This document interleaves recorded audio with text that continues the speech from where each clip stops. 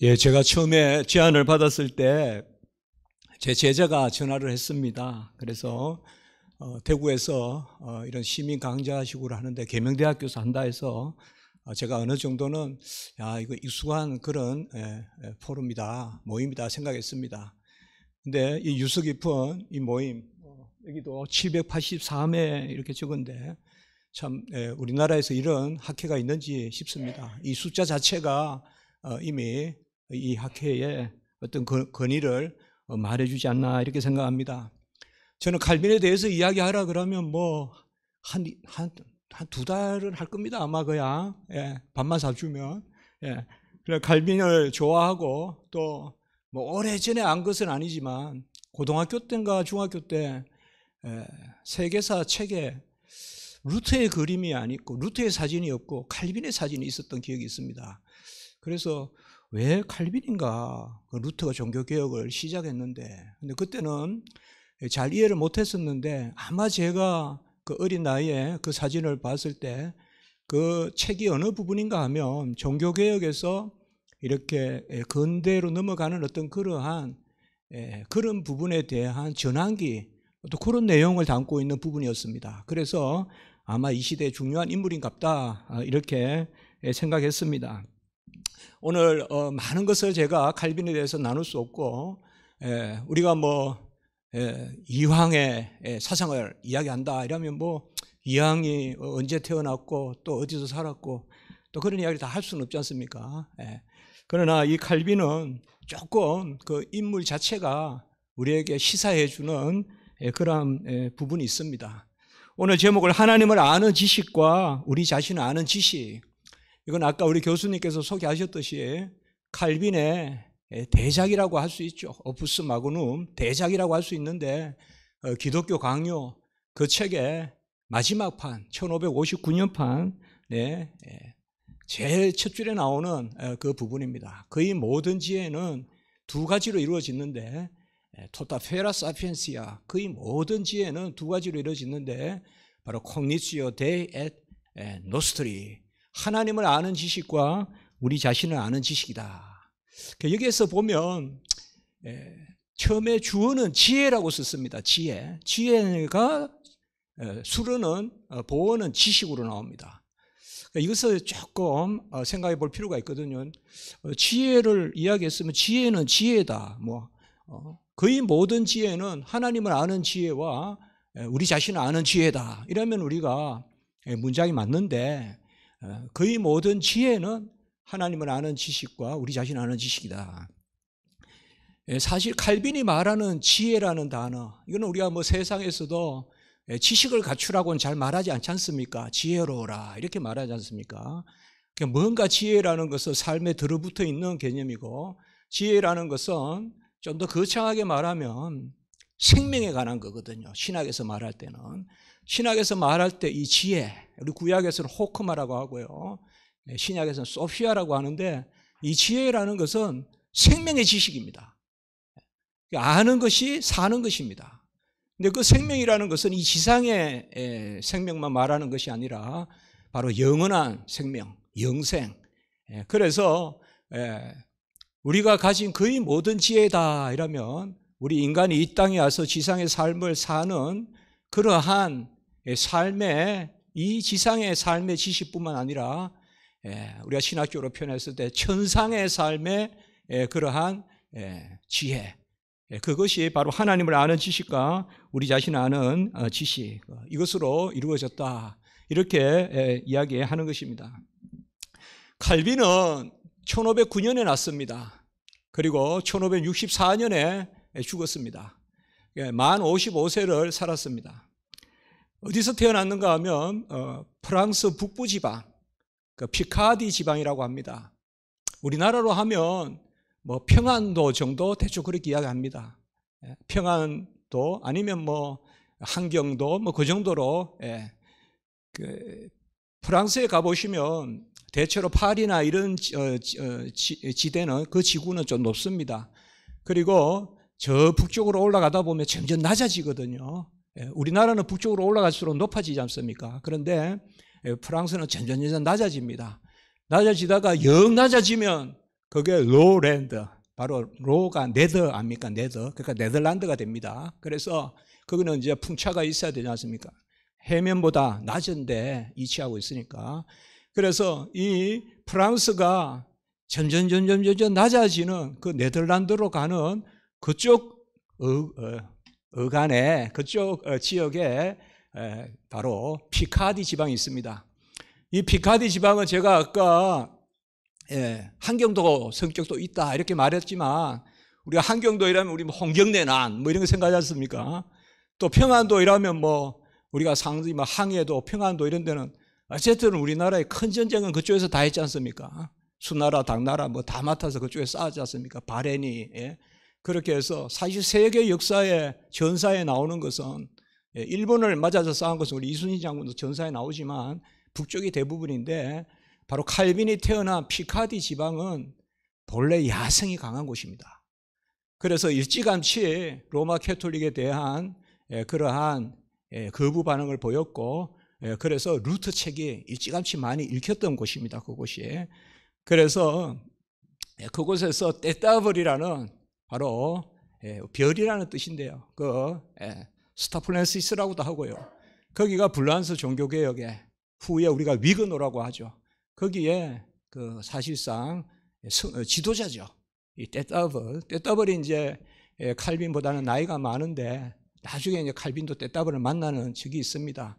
거기가 사실 프랑스 종교개혁의 그야말로 대부죠. 대부입니다. 거기가 피카디 지방입니다. 그래서 칼빈이 피카디 지방의 노용이라는 곳에서 태어납니다. 노용. 저도 무슨 그 유럽 학회에서 발표하고 노용을 한번 지나가 본 적이 있습니다. 그래서 하루 잔 적이 있습니다. 생각보다 저한테는 참 정겨운데요. 우리 시골이 그렇듯이 들어가는데 이렇게 농가 같이 밭과 같이 있습니다. 꼭 제가 칼빈 전기에서 읽었던 그 생각이 났습니다. 그래서 우리는 마차를 타고 들어간 건 아니지만 차를 타고 쭉 들어가는데도 뭐 속도가 나는 그런 도로가 아니어서 또 그런 분위기도 있었습니다. 그런데 들어가 보니까 별로 건물도 없고, 불란스 말로 뭐 오피탈, 시청 그 작은 거 뭐 있고 한데, 역시 금방 눈에 들어오는 것이 바로 노용 커시드랄, 노용 성당입니다. 노용 성당은 아주 그냥 우리가 마치 그 작은 무슨 갑에 큰 무슨 조형물을 설치해 놓은 듯이 조금 어색하게도 보입니다. 동네를 안고 넘어질 듯한 그만큼은 이 천탑이 큰데, 그래도 뭐 워낙 그 고전적인 건물들이 다 멋있지 않습니까? 너무 좋아 보이더라고요. 거기에 노용에 동네는 작았지만은 대성당이 있었습니다. 커시드랄. 그래서 칼빈이 사실상 어릴 때 놀이터가 그 노용 대성당이었습니다. 거기서 생가까지 사실 걸어가 봐도 얼마 안 되더라고요. 그 노용 대성당에는 도서관이 있었고요. 뭐 저에게만 그러한 생각이 있었는지 몰라도 도서관이라고 옛날에 했던 흔적이 있더라고요. 꼭 옛날에 그 우리나라에 그 보면 벽돌에 이렇게 뭐 이렇게 그 옛날에 그 벽이 먼저 우리가 이렇게 허물어지지 않습니까? 그러면 이렇게 형에 같이 우리 뭐 나무 이렇게 거쳐 이렇게 그런 게 남아 있더라고요. 그래서 저는 칼빈이 어릴 때 여기서 이거 빼도 됩니까? 어릴 때 여기서 책 보면서 놀았겠구나. 그리고 거기 가니까 또 영세를 줬던 그 폰트, 그래서 물 받는 그것도 있더라고요. 그 칼빈은 사실상 종교개혁자가 되기 전에 세 가지 아이덴티티, 자아상이 있습니다. 첫 번째는 사제가 되고 싶었습니다. 사제. 그래서 칼빈 아버지가 노용 대성당에 일종의 서기 역할을 했거든요. 서기 역할을 했는데, 그때 그 노용 대성당의 사제가 아주 훌륭했습니다. 그 당시에 아주 훌륭했고, 칼빈은 어릴 때부터 천재적인 그런 독보적인 그러한 기량을 보이니까 그 아들을 칼빈에게 맡겨서 나중에 파리로 같이 공부시키러 보내거든요. 그래서 어쨌든 그 칼빈 아버지가 너무나 이 사제에 대한 그 찰스 당제라고 하는데, 그 사제에 대한 너무나 좋은 인식이 있었기 때문에 칼빈을 사죄시키려고 했습니다.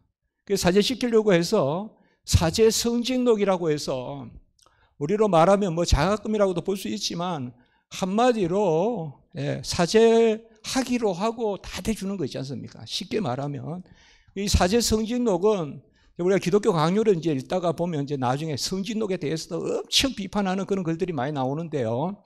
사죄 성직록을 한 개도 받기 어렵습니다. 한 개도 받기 어려운데 칼빈은 2개나 받습니다, 이거를. 그만큼 천재라는 거예요, 천재. 그래서 사제가 되고 싶었는데, 그렇게 어릴 때 그 당시에 로마 캐톨릭이 사제가 되고 싶다. 그러한 그 우리가 뭐 아주 어릴 때 똑똑한 우리 아이들은 바람과 함께 사라지다 제합을 그대로 축약본 아닌 거 있잖아요. 우리 초등학교 2, 3학년 때 있잖아요. 저도 시골학교 다녔지만 뭐 그 시골에 우리 그게 있었거든요. 작은 그때 도서관이라고 했던가, 그 도서관이라고 무슨 책 모아놓은 데 있었는데 그거 뭐 홈전이 뭐 루팡이니 읽지 않습니까? 칼빈도 그렇다고 봐야 돼요. 어릴 때 거의 다 독파를 했습니다. 어릴 때 많은 책을. 그렇기 때문에 로마 캐톨릭의 신경이라든지 교부들의 작품들 이런 것도 어느 정도 칼빈이 알고 있었다고 봐야 됩니다. 그러다가 어느 순간 칼빈이 뭐가 되고 싶어 하느냐, 이제 법률가가 되고 싶어 해요. 그래서 법학자가 되고 싶어 하는 그러한 2번째 칼빈의 자아상을 갖기 시작합니다. 이거에 대해서는 잘 모릅니다. 우리가 왜 칼빈이 법학자가 되려고 했을까? 우리가 루터는 지난번에 이제 했다고 아까 말씀하셨는데요. 루터는 자기 이야기를 많이 했습니다. 그래서 뭐 고민하고 힘들어하고 그래서 로마 교황청에 뭐 기어가가지고 뭐 검욕같이 그렇게 해서 수행, 고행 이런 거 한다고 뭐 피도 났다. 그다음에 뭐 어거스틴 수도에 들어갔다. 그리고 뭐 천탁 경업, 그 유명한 천탁 경업 있지 않습니까? 번개가 칠 때 그때 이제 그야말로 회심을 하잖아요. 루터는 자기 이야기를 좀 했어요.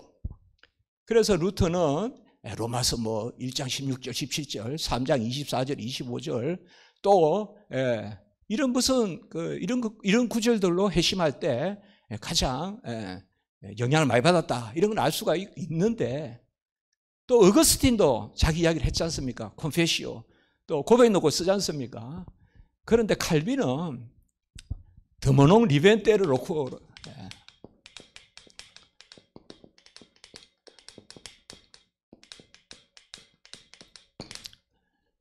나에 대해서 나는 대놓고 말하지 않겠다. 이 리벤테르란 말은 그냥 터놓고 이야기하지 않겠다.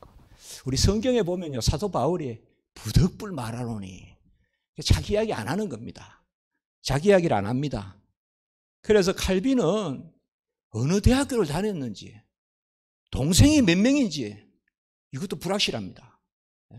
아까 몽테뉴 이야기가 나왔었는데 몽테뉴 대학교도 다니거든요, 칼빈이. 몽테뉴 대학교에 언제 갔는지 이런 것들이 다 불확실합니다. 그래서 왜 칼빈이 법학자가 되려고 했는가? 이것도 역시 의문입니다. 뭐 그게 중요한 건 아니죠. 중요한 건 아닌데 그래도 관심을 갖잖아요. 이 법학자로서 칼빈은 당대 2군데 최고 명문 학교를 갑니다. 그 한 군데가 바로 오를레앙 법대고,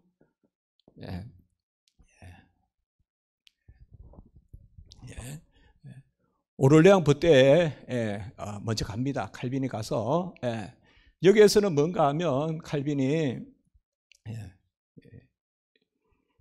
레뚜알이라는 당대 거장이 있었습니다. 그리고 부르주 법대 또 갑니다. 여기는 알치아트라는 당대 거장이 있었습니다. 오를레앙은 우리나라 말로 하면, 오늘날로 하면 서울대 법대라고 생각하시면 됩니다. 불란세. 우리가 르네상스를 이야기할 때요, 이태리 르네상스는 우리가 문학이라 하지 않습니까? 주로 문학. 그 다음에 이제 또 독일이나 이런 데 르네상스는 주로 미술 이런 게 강했다지 않습니까? 그러면 프랑스 르네상스는 뭐가 강했을까요? 프랑스 르네상스는 로마 법의 리바이벌입니다. 로마 법이 아주 이 프랑스에서 아주 강하게 올라옵니다. 그래서 그때 오를레앙 법대가 있었는데, 오를레앙 법대는 뭔가 하면 이 레뚜알이라는 분이 계셨는데, 이것도 또 사실상 번역하면 별이라는 뜻인데요. 아까 떼따블도 별이고 이것도 별인데, 불란서 레뚜알은 고전적 방법을 씁니다. 그러니까 주석적 방법을 씁니다. 이태리 학파의 영향을 받았는데, 고전 이태리 학파의 영향을 받아가지고 주석 방법, 그러니까 법전에다가 계속 밑에 깨알같이 적어서 적용, 판례 같은 거 적고요. 그 다음에 법으로 법을 해석하는 이런 거, 서로 연관시켜서 해석하는 거. 이 방법을 사실상 레뚜알에게서 배웁니다. 그리고 칼빈은 당대에 부르주 대학교가 새로 또 생기거든요. 이 부르주 대학교는 그야말로 르네상스 대학교입니다. 새로 만듭니다. 이게 부르주 법대를 세우는데요. 이 부르주 법대에서는 전혀 여기하고 학풍이 다른 이 알치아트 방법은 바로 역사 서지학적 방법이라고 해서 고전을 연구해서 그걸 가지고 현대의 법을 해석하는 겁니다. 고전을 연구해서. 그래서 로마, 우리가 세네카, 키케로, 이런 하여튼 고전을 연구하고, 고전에 동전도 연구하고 주랑 같은 거 있지 않습니까? 그러한 기둥 같은 것도 연구하고. 제가 이 알치아티의 책이 전집이 6권인가 있는데, 아무데도 요새는 엔간히 컴퓨터에 들어가면 있지만 그 당시에는 미국에서 못 찾아서 제가 영국에 유학 갔을 때 우리 에딘버러 도서관 고문서 보관소에 있어가지고 처음에 딱 보고는 너무 알치아티 한번 다뤄볼까 하는 마음도 있었거든요. 근데 딱 보자마자 닫았습니다. 제가 그거는 평생 읽어도 10페이지도 못 읽겠더라고요. 막 복잡하게 이렇게 써놓고. 근데 이 알치아티 방법은 바로 역사, 그러한 고정, 또 서지학적 방법, 문헌적 방법, 이런 것을 이제 도입했습니다. 그러니까 사실상 칼빈이 이 두 가지를 다 섭렵했거든요. 제가 한국에 왔을 때 그 서울대 법대에서 한번 발표한 적이 있었습니다. 서울대 법대에서 여기에 실린 그 뒷부분의 글을 혹시나 도움이 될까 해서 실었는데요. 바로 칼빈 율법관의 법학적 기원이라고 해서 그때 서울대 법대 그 로마법을 공부하신 최병조 교수님께서 그리고 최종고 교수님 이런 분들께서 저한테 한번 발표를 하면 좋겠다 해서, 그래 이제 그때 제가 발표를 했었는데요. 그분들이 부르주 대학교의 알치아티는 아시더라고요. 이 레뚜알은 잘 모르는데, 사실 이 알치아티 이 학파가 사실상 근대 법학에 큰 맥을 형성하거든요. 아주 뛰어난 제자들이 쭉 나오거든요, 여기에서. 자, 어쨌든 칼빈은 이런 법학자가 되고자 하는 그러한 세컨 포트리트, 우리가 두 번째 자아상을 가지고 있었습니다. 그리고 또 한 번 칼빈은 인생에 어떤 새로운 꿈을 꾸는데요. 사실 칼빈이 사제가 됐어도 추기생을 했을 겁니다, 아마. 미래는 말할 수가 없지만 법학자를 했으면 분명히 제가 법대 다닐 때 법학사에 나왔을 겁니다, 이름이. 칼빈이. 그런데 칼빈은 여기에서 또 하나의 계기를 갖습니다. 그거는 기독교 인문주의자가 되는 것입니다. 기독교 인문주의자. 이는 크리스찬 휴마니스트라고 합니다, 우리가 인문주의자다 이러면 다 르네상스 시대의 인문주의자, 보카치오, 단테, 쭉 이렇게 알지 않습니까? 페트라르카, 그런 쭉 저쪽에 라벌레, 쭉쭉쭉 있지 않습니까? 그런, 그 당시에 인문주의자는 다 크리스찬 휴마니스트들입니다. 그 당시에는 인문주의라고 해서 무슨 종교가 없고 이런 게 아니라 다 기독교 인문주의자들입니다. 기독교 인문주의자들. 기독교 인문주의자들이라 가장 우리가 아는, 대표적으로 아는 분이 바로 이라스무스가 아닙니까? 에라스무스가 대표적인 기독교 인문주의자 아닙니까? 그래서 정말 우리가 도서관에 가보면 책을 우리가 다 안고 못 갈 만큼 엄청 쓰잖아요, 책을. 그리고 유럽에 다녀보면 에라스무스의 흔적이 많거든요. 옥스포드에 가도 있고 바젤 쪽이잖아요. 칼빈이 기독교 인문주의자가 되고자 하는 마음을 갖습니다. 이 불란스에서는 기독교 인문주의자가 누구냐? 가장 대표적인 인문자가 바로 부대입니다. 기욤 부대. 부대라는 그러한 기독교 인문주의자가 있었습니다.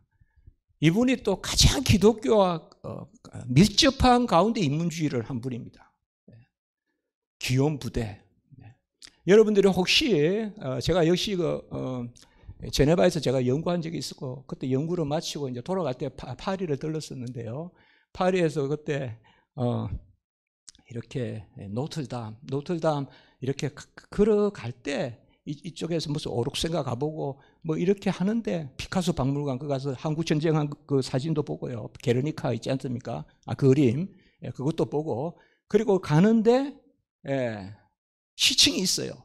시층에서 제 눈에 딱 들어온 게 이름이 딱 새겨져 있더라고요. 기둥에. 그게 바로 기욤 부대예요. 기욤 부대. 기욤 부대. 그러니까 엄청 이 나라에서는 국부 취급을 해주는 거죠. 여기 기욤 부대입니다. 칼빈하고도 아주 친했어요. 이 부대 가문하고 친했어요, 칼빈이. 그래서 칼빈이 기독교 인문주의자가 되려고 했고 사실상 칼빈의 그 당시에 라틴어 실력이라든지 헬라어라든지 이런 실력들은 압권이었어요. 그래서 아까 몽테뉴 대학교 이야기를 했지만은 몽테뉴 대학교 다니고 이럴 때 불과 20세 전이지 않습니까? 그런데 벌써 동료들이 이건 다 근거 있는 이야기입니다. 유럽의 2대 지성 중에 하나가 칼빈이다 이렇게까지 이야기했어요. 20살도 안 넘기 전에도 유럽의 2대 지성 중에 나머지 하나는 누군지 모르겠어요. 2대 지성 중에 뭐 이라스무스 부대인지 하여튼 그렇게 이야기하겠죠. 그래서 기독교 인문주의자로서 계속 자기 실력을 닦아왔는데 칼빈은 그 당시에는요 보면 글을 빨리 씁니다. 보통 대학교 다닐 때 뭐 글을 쓰고요. 그때 칼빈 친구 같은 뭐 두시망이나 이런 사람도 빨리 글을 쓰는데 칼빈은 끝까지 글을 안 씁니다. 글을 안 쓰는데 야, 저 쏙내가 뭐냐. 칼빈이 글을 하나 쓸 때가 됐는데 대체로 이 법대 다니고 뭐 이 정도 되면 글을 하나씩 쓰고 합니다. 그때. 우리나라도 보면 임진왜란 이럴 때 보면 생각외로 전쟁하고 뭐 옛날에 정승하고 이런 분 나이가 젊은 분이 있거든요. 우리나라에도. 이 당시에도 보면 그렇단 말이에요. 근데 칼빈은 늦게까지 글을 안 쓴데 상대적으로. 드디어 글을 쓸 기회가 옵니다. 그게 뭔가 하면 에라스무스가 세네카의 관용론을 주석을 합니다. 그러니까 데크레멘티아, 관용론, 세네카는 우리가 알다시피 그 폭군 네로의 스승이지 않습니까? 폭군 네로의 스승인데 세네카는 이거는 정설입니다. 한때는 상당히 이견이 많았는데 요새는 거의 학계의 정설입니다. 크리스찬입니다. 세네카가 결국 믿게 돼요. 기독교를 믿게 되는데 이 당시에 아까도 말씀드렸지만은 프랑스에서는 이 크리스찬 휴머니즘 기독교 인문주의가 강했기 때문에 부대나 이런 사람 그렇기 때문에 키케로보다 그 당시에는 세네카가 더 인기가 좋았습니다. 우리가 학문적으로 보면 뭐 저도 라틴어를 배우지만 라틴어 배울 땐 키케로가 훨씬 높잖아요. 세네카보다 사실 기억이 골든 에이지잖아요. 키케로 때가 골든 에이지거든요. 훨씬 우리가 보면 골든 에이지, 실버 에이지 이렇게 쭉 나누거든요. 라틴어. 그때 골든 에이지가 키케로거든요. 세네카는 좀 후반 골든 에이지가 아니거든요. 그런데 이 당시에는 세네카가 아주 중요한 주제였어요. 그런데 이 에라스무스가 세네카의 관용론을 주석하고 난 다음에 에라스무스가 그런 말을 합니다. 어찌됐든 나는 이 주석에 만족하지 못하겠다. 누가 이 주석을 좀 잘해서 완비해주고 완전하게 좀 해주면 좋겠다. 이런 말을 남깁니다. 이것을 칼빈이 탁 낚아채가지고 그러면 내가 해야 되겠다. 그래서 칼빈이 세네카 관용론 주석을 1532년에 합니다. 그의 나이 23살 때 세네카의 관용론 주석을 해서 1권, 2권에서 오늘날 우리가 봐도 탐날 만큼 멋있는 책을 씁니다. 그렇게 해서 이제 프랑크푸르트, 그 당시에도 프랑크푸르트 박람회가 있었거든요, 책. 거기에 출품을 했는데 사실상 별로 관심을 못 받습니다. 이제 그때부터 칼빈이 이제 서서히 이 세속에로부터 한멸을 느끼거든요. 그러다가 존경했던 아버지가 죽고 뭐 여러 가지 이런 일을 하면서 너무 많은 것을 말씀드리기 어렵고요. 드디어 칼빈이 회심을 경험합니다. 회심을 경험합니다. 칼빈은 제가 아까 말씀을 드렸지만 자기 이야기 안 한다 그랬죠. 자기 이야기 안 합니다. 안 하는데 우리가 성경에 보면 시편이 있습니다. 시편에 보면 여러 시가 들어 있습니다. 150편이 있거든요. 그것이 많은 것이 다윗의 시입니다. 다윗은 우리가 알다시피 골리앗과 싸웠던 다윗은 세상에서도 다 알고 있습니다. 그러나 다윗의 생애를 보면 그리 호락호락하지 않습니다. 많이 도망을 다니고 그렇게 했습니다. 칼빈도 고향의 노용이지만 파리에 갔다가 거기에서 1533년에 파리 대학 학장 코업의 연설문을 써주는데 그게 사실 로마 캐톨릭의 사제를 부인하는 연설문을 씁니다. 전적 은혜로 구원받는다는 걸 써서 그날부로 그 다음 날에 도망을 칩니다. 그렇게 해서 어느 정도 다니다가 도망 다니면서 쓴 책이 바로 기독교 강요입니다. 도망 다니면서. 그래서 1532년에는 우리가 세네카의 강요론 주석을 했고 이때까지만 해도 아직까지 우리가 회심했다고 안 봅니다. 근데 1533년에 제가 아까 말씀을 드렸지만 코업 총장 연설 그때는 이제 완전히 신학적인 글을 씁니다. 근데 칼빈은 모릅니다. 언제 회심했는지. 아까 말씀드렸죠. 드모농 리벤테로 쿠어로 난 내 말 안 하겠다 이렇게 하니까. 그런데 우리가 칼빈이 딱 한마디를 남깁니다. 나는 갑작스럽게 회심했다. 라틴어로 수비타 콘베르시오. 갑작스런 회심을 했다 이렇게 이야기합니다. 시편 주석 서문에서요. 그 유명한 시편 주석, 그 아름다운 칼빈의 시편 주석 서문에서 그 말을 합니다. 아마 다윗의 상황과 매칭시키면서 뭔가 조금 자기를 돌아봤던 것 같아요. 나는 갑작스러운 회심을 했다. 그러면 우리 여기 계신 우리 뭐 어르신들도 계시고요, 우리 성인들 계시는데 아마 그 생각할 겁니다. 뭐 로마 캐톨릭인데 무슨 회심이냐?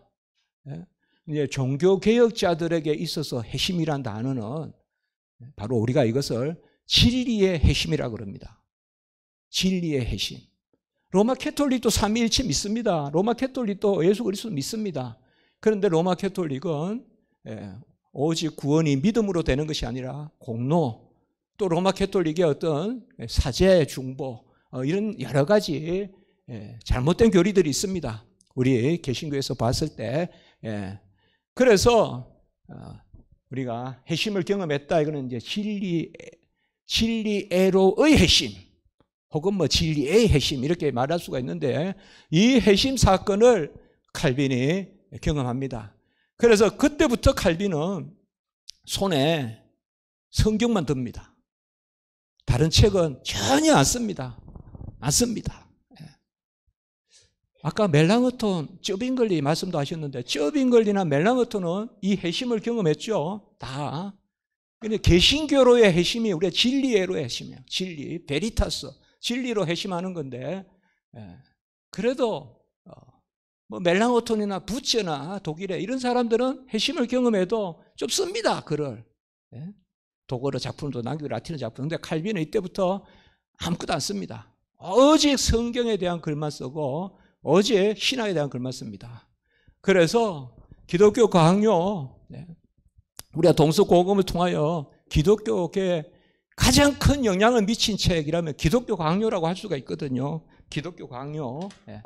그 기독교 강요 초판을 1535년 8월 23일에 씁니다. 1535년 8월 23일 날. 그럼 어떻게 되는 겁니까?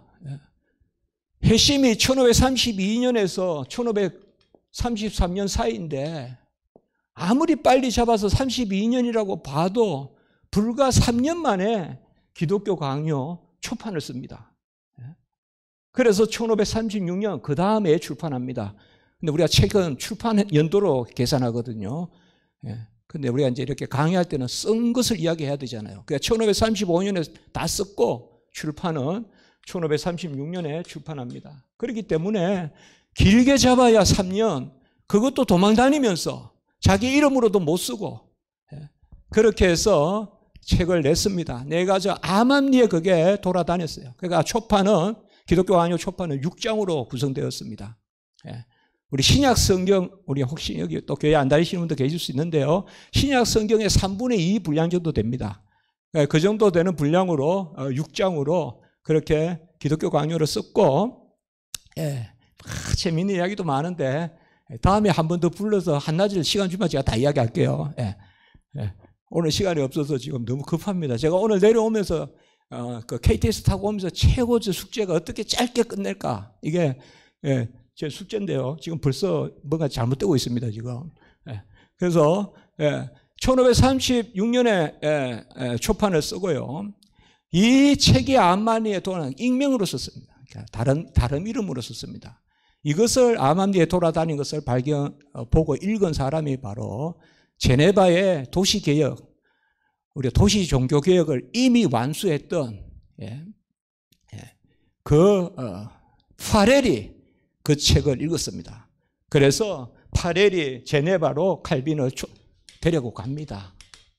칼빈이 안 가려고 해요. 왜냐하면 제네바는 도망가서 숨을 데가 못 되거든요.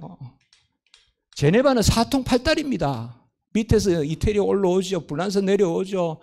또 저쪽에 또 폴란드 쪽에서 내려오죠. 이쪽에서 또 저 동구 유럽, 도망가서 숨을 데가 못 돼요. 스트라스부르로 도망가려고 했는데 제네바에서 바로 이 파렐이 칼빈을 초청합니다. 그래서 제네바에 파렐이 있고 비레가 있고 칼빈.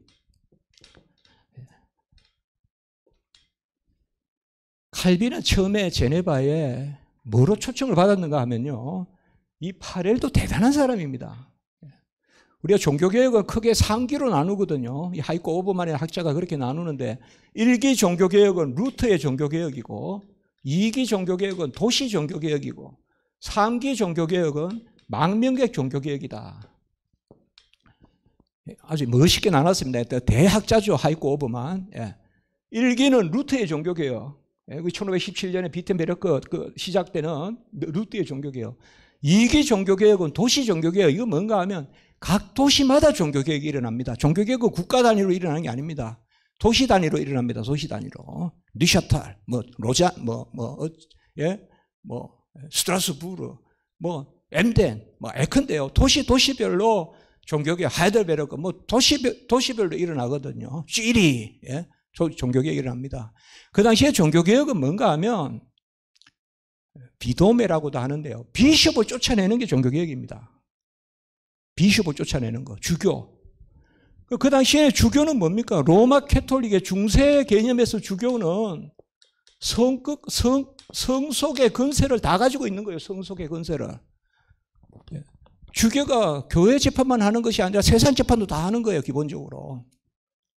그렇기 때문에 종교개혁자들이, 도시 종교개혁은 그 도시에서 주교를 쫓아내면 제일 먼저 해야 될 게 뭡니까? 이 교회에 관한 일은 누가 맡을 거고, 세상에 관한 것은 누가 맡을 거고. 여기에서 근대 교회와 국가 관계가 나오는 겁니다, 필히. 여기서 이제 우리가 종교개혁 때 책에 보면 꼭 마지막 부분에 교회와 국가, 칼빈도 기독교 강요 4권 20장에 보면 국가론에 대해서 나오는 겁니다. 교회와 국가. 우리나라 교회는 이런 것을 못 겪었죠. 안 겪었죠. 그렇기 때문에 조금 아직 이런 데 정립이 안 돼 있는데, 사실상 종교개혁은 이때부터 시작이 되는 거죠. 그래서 칼빈이 제네바에 이제 가서 또 한 번 거기서 쫓겨나고 또 다 돌아오고 하는데, 어쨌든 칼빈이 한 번 또 스트라스부르로 쫓겨갔다가 3년 있다가 다시 제네바 오거든요. 제네바 와서 이제 죽을 때까지 1564년까지 있는데, 은밀하게 칼빈은 제일 처음에 파렐이 종교개혁을 한 겁니다. 제네바에 1534년에. 포스트 테네브라스 룩스, 바로 어둠 후의 빛, 이게 그때 슬로건입니다. 요새 여러분들 제네바 가보면요, 제네바 시청, 제네바 대학교 앞에 가면 현판에 다 적어놨어요. 포스트 테네브라스 룩스. 테네브라, 어둠이 지나가고, 포스트, 룩스, 빛이 온다. 그 제네바의 지금 시호입니다, 시호. 그 당시 종교개혁 모토예요. 그게 파렐이 한 거예요. 파렐은 엄청난 강한 사람이에요, 이 사람이. 종교개혁 때 제가 봤을 때 가장 강한 두 명을 뽑으라면 파렐과 제가 학교 나왔던 에딘버러의 바로 녹스예요. 이 사람들은 사람이 어떻게 범접할 수 없는 사람들이에요. 엄청 강한 사람들이에요. 그 국왕하고 맞서는 거예요. 정면으로 맞서요. 은근히 가장 강한 사람은 칼빈이고요. 칼빈도 끝까지 맞서거든요. 유럽 전체가 맞서거든요. 그러나 칼빈은 주로 진리로서 다투는 거죠. 그리고 비례는 설교를 합니다. 칼빈은 본래 직함이 뭔가 하면 독토르, 스크립추라에 이렇게 해서 본래 성경, 독토르란 말은 박사지만은 교회 직분으로 말하면 교사를 뜻합니다. 성경 교사로 갑니다. 자, 이게 무슨 말인가 하면 오늘날 칼빈을 오해해서 칼빈이 제네바에서 무슨 철권을 휘두르고 압제를 했고 사람을 죽였고 그 셀베투스도 칼빈 죽인 게 아닙니다. 의회에서. 그러니까 이런 것들은 좀 긴데요. 칼빈은 사실상 제네바에 교사로 갔습니다. 칼빈의 시작은 제네바에서 신학자입니다. 설교할 기회, 신방할 기회를 못 갔습니다. 신학자입니다. 신학자로 가서 칼빈이 그렇게 했습니다. 그래서 기독교 강요 이 초판을 쓰고 이 기독교 강요는 사실상 저는 가장 많이 읽힌 책, 인류 역사상이라면 뭐 중국 뭐 이런 데 무슨 책이 있을 수 있을지 모르겠습니다. 성경은 빼고요. 가장 영향력이 많았던 책은 뭔가? 저는 기독교 강요라고 생각합니다. 기독교 강요. 예.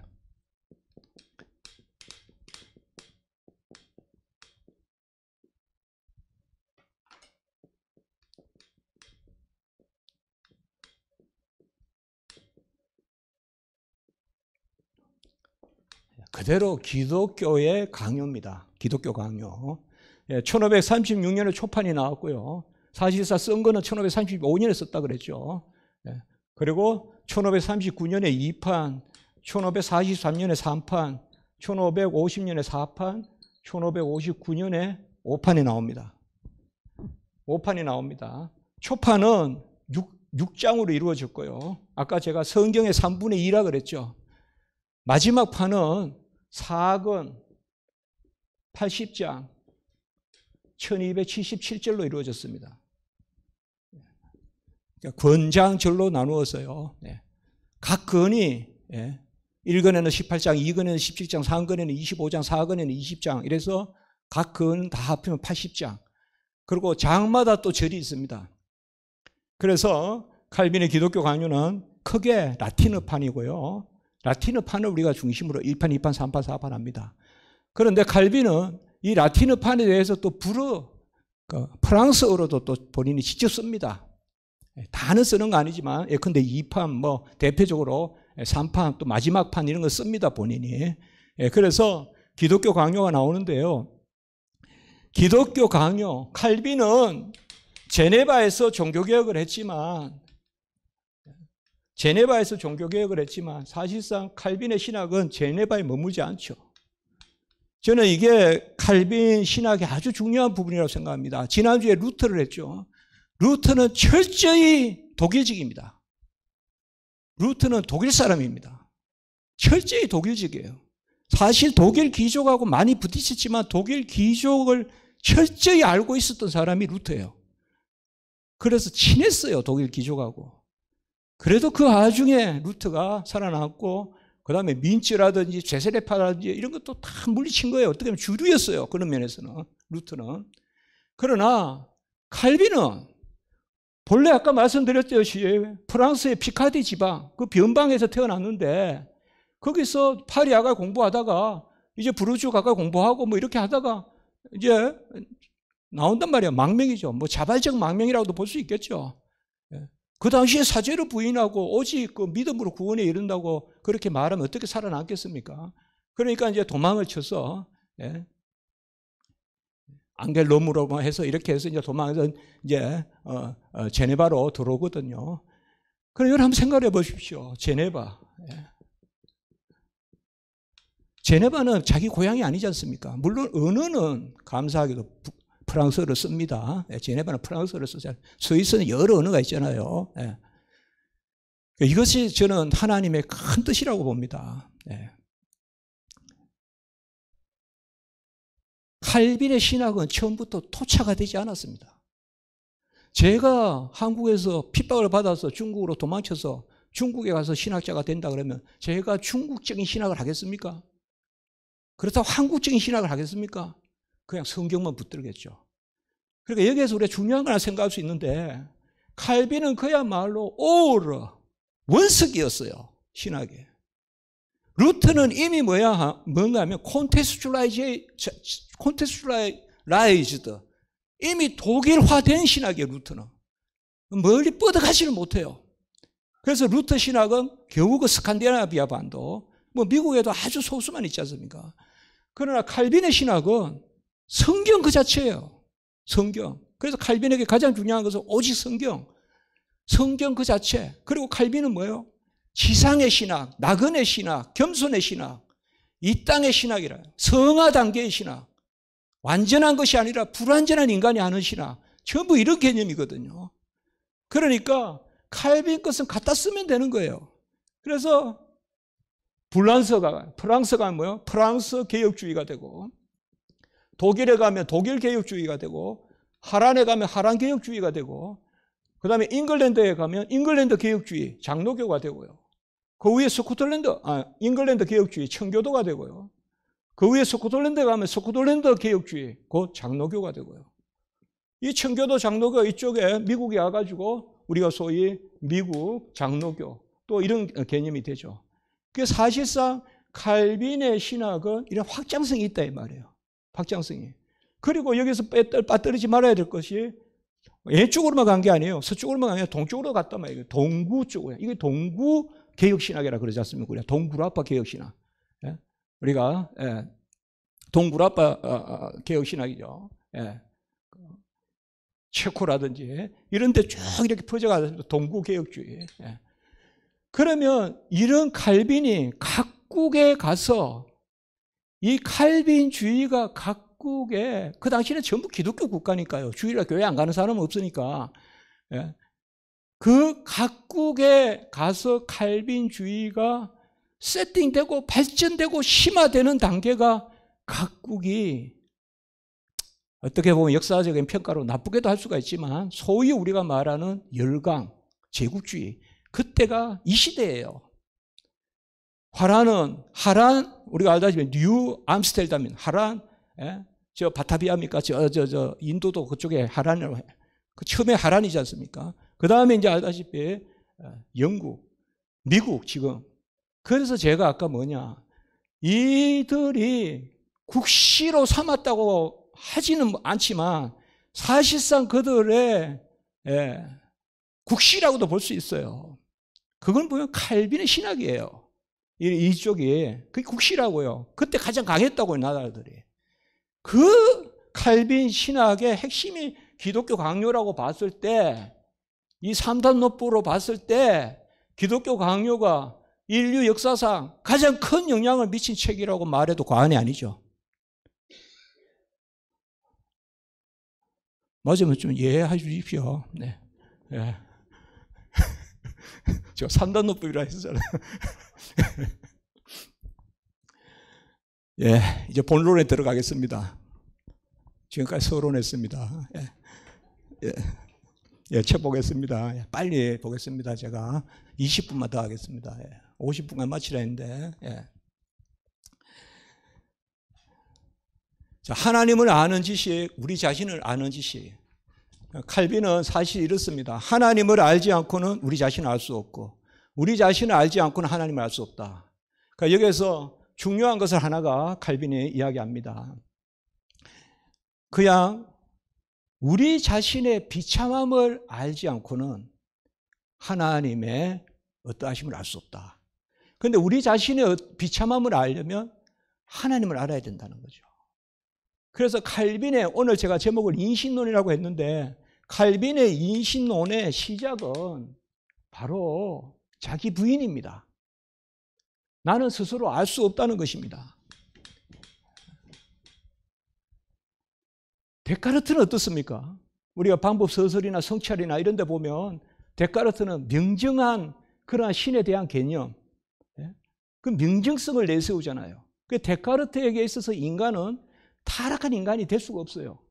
그게 근대 정신이에요. 근대 정신은 뭔가 하면 인간의 사유에 대한 신뢰예요. 그것도 무한한 신뢰예요. 거기서 이제 뭐 좀 너무하다 싶으니까 칸트의 비판이 나오고, 더 너무하다 싶으니까 뭐 휴메 회의가 나오고, 그런 거지. 기본적으로는 비판이든 회의든 다 할 것 없이 그거지 않습니까? 인간의 어떤 사유의 명정성인데 칼빈은 정반대로 가죠. 우리는 알 수 없다 이거예요. 스스로는 알 수 없고 하나님이 알려주셔야 안다 이 말이에요. 그래서 여기에서 우리가 창세기에 보면요, 우리 성경의 창세기에 보면 1장 27절, 28절, 그 다음에 2장 7절 이런 데 보면 하나님이 인간에게만 무엇을 주셨는가 하면요, 하나님의 형상을 주셨어요.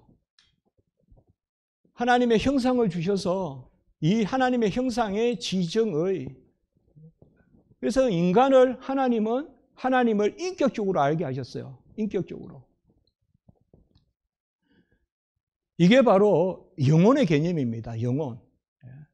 그냥 이제 순수한 영혼은 천사인데요. 천사는 제외시키고 천사는 하나님의 심부름꾼이거든요. 천사는 절대 인간보다 높지 못합니다. 천사가 인간보다 높다고 보는 시각은 그거는 로마 캐톨릭적 시각입니다. 우리 사람이 하나님의 형상을 했어요. 천사는 하나님을 아버지라 부르지 않습니다. 그러나 우리는 하나님을 아버지라 부릅니다. 그래서 우리는 자녀고요. 그래서 하나님의 형상을 주셔서, 인격성을 주셔서, 이걸 우리가 하나님의 형상성이다, 저는 그렇게 이야기합니다. 하나님의 형상성을 주셨습니다. 그런데 하나님의 형상성을 주셨음에도 불구하고 인간은 여전히 피조물입니다. 이게 중요합니다. 하나님의 형상이 있다고 무한히 교만하면 안 되고, 하나님의 형상이 있지만 인간은 피조물입니다. 그러니까 이거 제가 피조성이라고 할게요. 크리추리니스 맞습니까? 혹은 크리에이티드니스, 피조성. 인간은 지음을 받은 존재입니다. 우리 기독교는 죽으면 천국 갑니다. 천국 생활과 새 땅에 갑니다. 그래도 피조물입니다. 우리 신이 되는 게 아닙니다. 철학적 신과는 신화, 신이 되는 거거든요. 그러나 기독교적 진리는 그게 아닙니다. 우리는 마지막 때까지 우리는 피조물입니다. 피조물의 가장 중요한 속성은 뭔가 하면 의존성입니다. 의존성. 그러니까 디펜던시아 라틴어로요. 의존성입니다. 의존성. 그러니까 어떻게 되는가 하면 우리는 하나님의 형상을 가졌기 때문에 하나님을 압니다. 압니다. 그러니까 모른다 하면 안 됩니다. 불가지로는 안 됩니다. 하나님을 모른다 하면 안 됩니다. 하나님을 모른다고 이야기하는 사람이 누굽니까? 칸트입니다. 칸트 철학은 제가 봤을 때 간단합니다. 아는 것은 알고 모르는 건 모른다. 그게 칸트입니다. 뭘 아느냐? 현상계는 알고, 뭘 모르느냐? 예지계는 모르고. 신은 예지계에 속합니다. 물 자체입니다. 지간딩. 그렇게 모릅니다. 모릅니다. 네, 불가지론은 안 됩니다. 칸트의 불가지론도 안 되고 휴메의 회의론도 안 됩니다. 우리는 모른다 하면 안 됩니다. 안다고 해야 됩니다. 그런데 피조성이 있기 때문에 스스로는 모릅니다. 알되 스스로는 모른다. 그래서 합리주의, 경험주의, 간념론 다 안 됩니다. 이거. 데카르트와 같이 사유로 하나님을 안다거나 또 로크와 같이 경험으로 지각으로 하나님을 안다거나 간념론, 아예 그것을 그냥 넘어서서 해겔과 같이 셸링과 같이 피에테와 같이 사유 자체가 존재라고 보거나 사유 자체가 존재라, 이 간념론, 이데알리즘, 사유 자체가 존재라고 보거나 이건 다 안 됩니다. 그러면 결론은 뭐냐? 오늘 제가 제목인데요. 기독교 인신론은 뭐냐? 알되 알려주셔야 압니다. 알되 알려주셔야 합니다. 어떻게 보면 여기 계신 분들은 이 오후에 저거 이야기하려고 불렀냐 우리 이렇게 할 겁니다. 알되 알려주셔야 한다. 모른다 해서도 안 되고 스스로 안다 해서도 안 되고 알려주셔야 안다. 이게 칼빈이 서구 지성사에 던진 인신론입니다. 루터는 이 인신론을 많이 발전시키지 못합니다. 루터는 구원론이나 이런 것을 이야기하지만 그래서 하나님을 아는 지식과 우리 자신을 아는 지식 이런 개념에서 그야말로 에피스테몰로지라고 인신론이라는 개념 그래서 우리가 그냥 개혁파 인신론 이렇게 이야기합니다. 알려주시면 안다. 여러분 우리는 우리를 모르지 않습니까?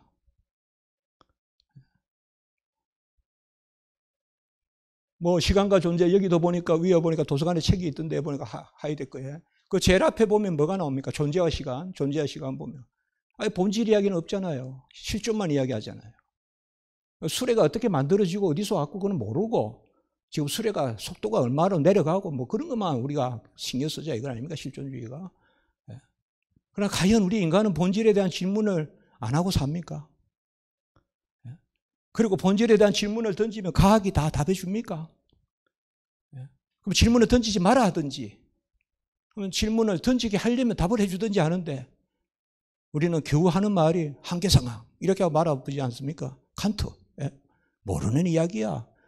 그런데 뭐 질문을 던져줘. 칸트도 신의 개념, 불멸의 개념 이런 것은 모르지만은 그래도 그래서 겨우 생각해낸 게 실천 이성 영역에서는 우리가 서치해 볼 수가 있다. 순수 이성 영역에서 안 된다. 뭐 이렇게 이야기하죠. 이 서구 지성이 손든 거죠. 예. 그러나 하나님을 아는 지식 칼빈은 그렇지 않습니다. 예. 우리가 알아야 될 것을 알게 됩니다. 어떻게? 하나님이 알려주시면 압니다. 예. 제가 신학교에서 강의할 때는 이때 아멘 하거든요. 예. 하나님이 알려주시면 압니다. 그럼 하나님은 어떻게 알려주시느냐? 하나님이 자신을 알려주는 그 방식이 바로 계시입니다. 계시.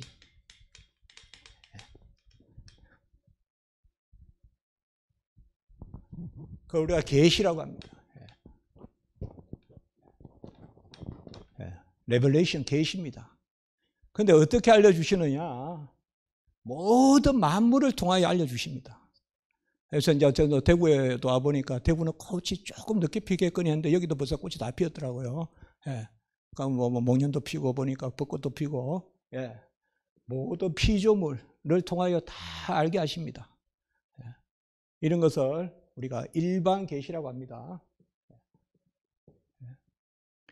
일반 계시는 피조물을 통하여 알게 하시고요. 무엇보다 하나님의 계심을 알게 하는 가장 중요한 것이 사람입니다. 인물, 사람 자신, 그냥 사람이라고 쓰겠습니다. 우리가 진달래를 보면 진달래 누가 지었을까? 이렇게 하잖아요. 예? 뭐 보니까 뭐 생강꽃, 제가 사는 우면도 뒷산에 제일 먼저 피는 것이 산수유, 그 다음에 생강꽃, 뭐 진달래 이런 순으로 피거든요. 야, 이거 어떻게 이렇게 아름답게 피냐 이거. 우면도 뒷산에 가면 또 진달래 중에서도 참 진달래. 우리나라 말이 재밌죠? 진짜로 참 진달래. 진짜로 참, 진, 세 번 더 가죠. 진짜로 참 진달래 피거든요. 100만 불짜리죠. 세계에서 우리나라 최고 아름답습니다, 여러분들. 제가 다녀본 데가 몇 군데 안 되니까 그래요. 세계에서 우리나라 최고 아름답습니다. 피조물, 인물을 통하여 알게 하세요. 그 다음에 국가, 사회의 질서를 통해서도 알게 합니다. 이걸 일반 계시라고 합니다.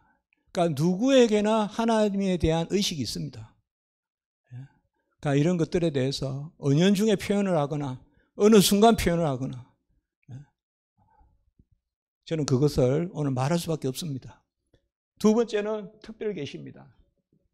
특별 계시는 바로 성경입니다. 그런데 일반 계시 이것을 받아들이는 것을 우리가 제가 좀 쉽게 그냥 이야기하겠습니다. 그냥 신의식이라고만 쓰겠습니다. 신의식이 우리 안에 있습니다.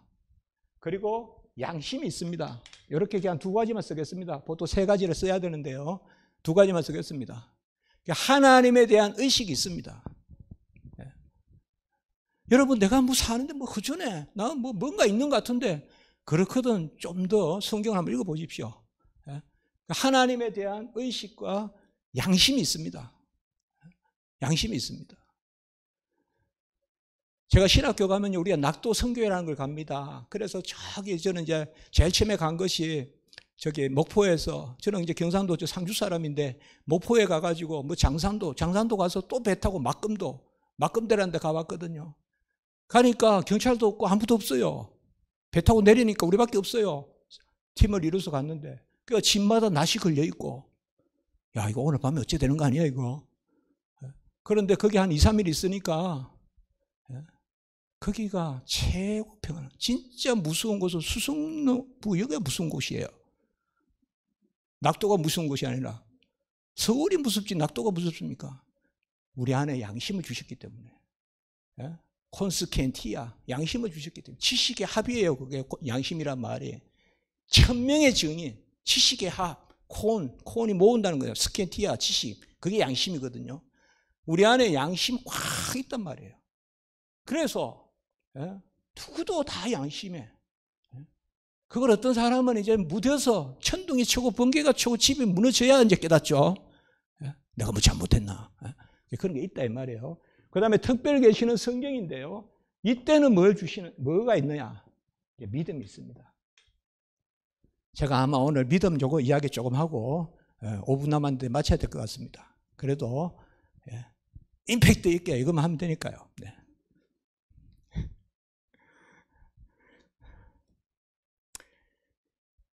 모든 만물을 통하여 진달래 앞에 서면 우리 안에 신의식이 있어서 하나님을 알게 되는데, 진달래가 알려주냐? 아닙니다. 우리는 그걸 계시주라고 하는데요. 칼빈을 이야기하는데 제가 어떻게 신학을 이야기 안 하겠습니까? 칼빈은 신학자인데요.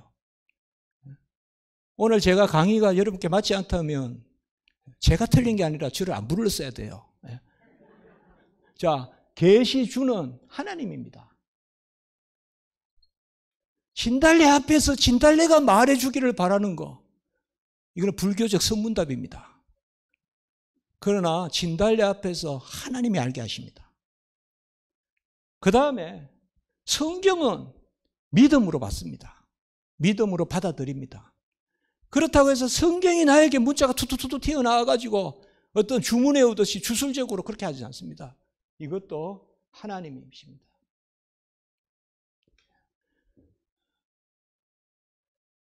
어떻게 우리가 이 신의식과 믿음을 갖느냐? 이것의 답은 다시 여기 돌아갈 수밖에 없습니다.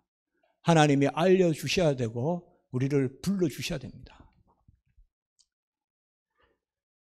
미국에 가면요, 리폼드 에피스테몰로지라고 해서 개혁주의, 이제 우리가 개혁주의라는 말은요, 여러분들은 낯설 수 있는데요, 칼빈의 신학을 이어서 아까 쭉 제가 나라들 이야기했잖아요. 그걸 개혁주의라고 하잖아요. 그 루터는 루터파라 그러잖아요. 우린 개혁파라 그래요. 한국의 장로교는 그 개혁파 중에 하나예요. 그렇게 생각하시면 됩니다. 예. 그 미국에 가면 리폼드 에피스테몰로지라고 해서 개혁파 인신론이라고 있습니다.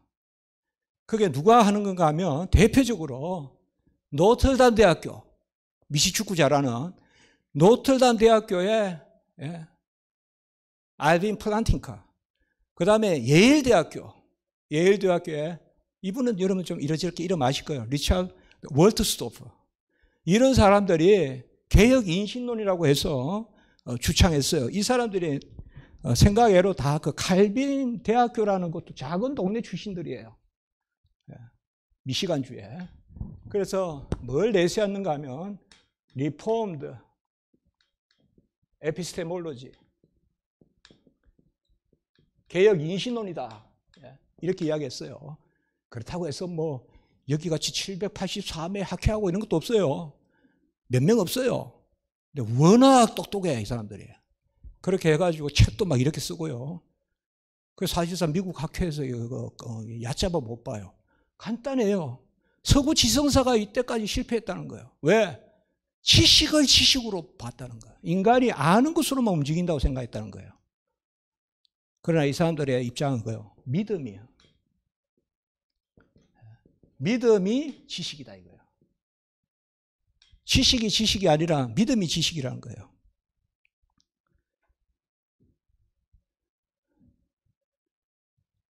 제가 좀 슬픈 이야기지만 영국에서 공부할 때 이 대구에서 지하철 무슨 사고가 났고 제 후배들이 많이 죽었어요. 제가 영남고등학교 나왔어요.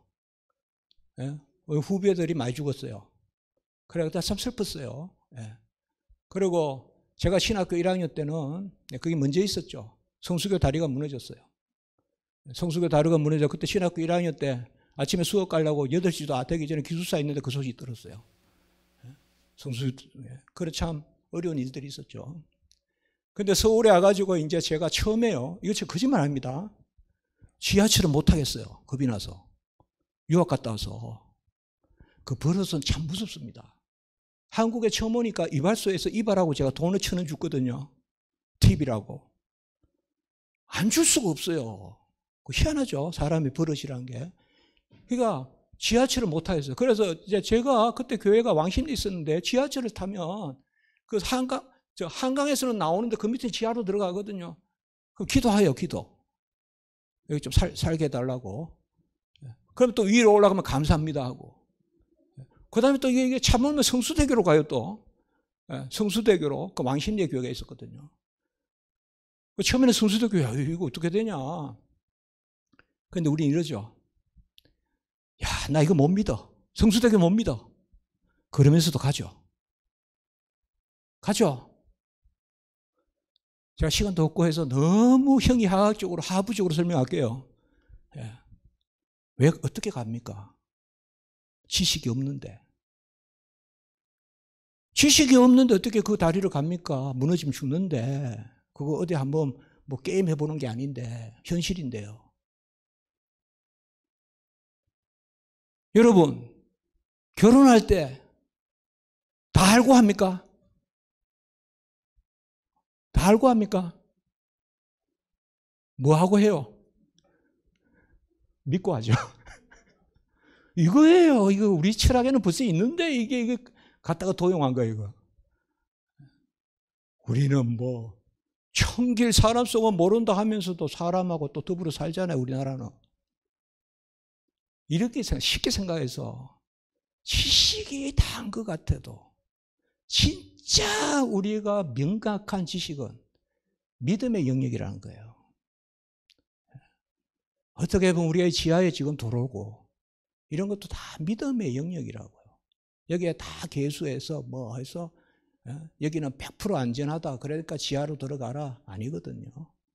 그것에 대해서 좀 센시티브한 사람은 폐소 공포증 이렇게 해가지고 오히려 병이라고 하지만 어떻게 보면 그런 사람이 더 맞을 수도 있죠. 비행기 타고 올라가면 떨어질 거 걱정하는 게 맞죠. 걱정 안 하는 게 비정상이지. 안 그렇습니까? 비행기 타고 괜찮아. 그건 전부 믿음의 영역이죠. 지식의 영역이 아니죠. 그래서 서구 지성사가 다시 모든 책을 다시 써야 된다. 이 사람들의 의기찬 이야기예요. 근데 제자들이 별로 없어요. 자, 오늘 이제 말씀을 제가 마치고자 합니다. 칼빈은 법학을 했습니다. 칼빈이 한 것은 율법인데요. 제가 박사 논문을 썼고요. 에딘버러에서. 그리고 파테노스트라는 데서 책이 나왔습니다. 거기에서 제 박사 논문 그 책 제목이 뭔가 하면 파테노스트의 그 영국의 중요한 출판사입니다. 거기서 나왔습니다. 율법은 삶의 법이자 살리는 법이다. Rule of living and rule of life giving. 생명을 주는 법이다. 하나님의 율법은, 하나님의 법은 명령이 있고 약속이 있는데 이 약속의 성취가 그리스도입니다. 그러니까 하나님의 법에는 명령만 있는 것이 아니라 약속이 있습니다. 그렇기 때문에 이 하나님의 법은 생명이 있는 법입니다. 제가 오늘 그 말씀을 이제 진짜 마치겠습니다. 요새 우리가 많이 이야기하잖아요. 이건 벌써 옛날에도 있었거든요. 사람이 알면 죄를 더 지을까 덜 지을까. 키케로는 덜 짓는다고 봤습니다. 지식이 있으면 죄를 덜 짓는다고 봤어요. 그러나 세네카는 아마 스승 네로의 영향인가, 스승 네로가 아니라 제자 그 네로의 영향 때문인지 몰라도 세네카는 상당히 비관적이었습니다. 알면 더 짓는다. 칼빈의 기독교 강조에도 그게 나옵니다. 가장 법을 많이 어기는 사람은 법을 잘 아는 사람이다. 우리나라 무슨 요새 있지 않습니까? 법에 대한 이야기. 우리 성경에서는요, 오늘 인신론을 이야기했는데, 성경에서는 지식은 생명의 지식입니다. 제일 처음에 제가 이야기했죠. 지혜입니다. 그래서 내가 길이요, 진리요, 생명이요. 이거는 우리가 다 아실 겁니다. 교회 안 다니셔도. 요한복음 14장 16절. 예수님이 내가 길이요, 진리요, 생명이다. 예수님은 생명의 길이고 생명의 진리입니다. 생명의 길이요, 생명의 진리입니다. 또 예수님이 하나님이 주시는 율법은 이걸 우리가 언약의 법이라고 하는데요. 이 율법은 명령이 있으면 약속이 있습니다. 그래서 우리가 알기를 즐거워하는 겁니다. 이거 모르는 게 낫다. 아니면 겨우 알면 남을 등치고 남 속이고 하나 배웠다고 10가지 속이고 이렇게 하면 안 된다는 거죠. 그래서 제가 2가지. 믿음의 영역을 우리 지성사는 다시 조명해야 된다. 2번째, 법을 그야말로 생명의 법으로 되돌려야 된다. 제가 이런 것을 제가 서울대 가서도 이야기했습니다. 오늘 제가 너무 두서없이 너무 욕심을 부려서 전반부에 칼빈의 생애를 그렇게 말했는데 어쨌든 용서 바랍니다. 감사합니다.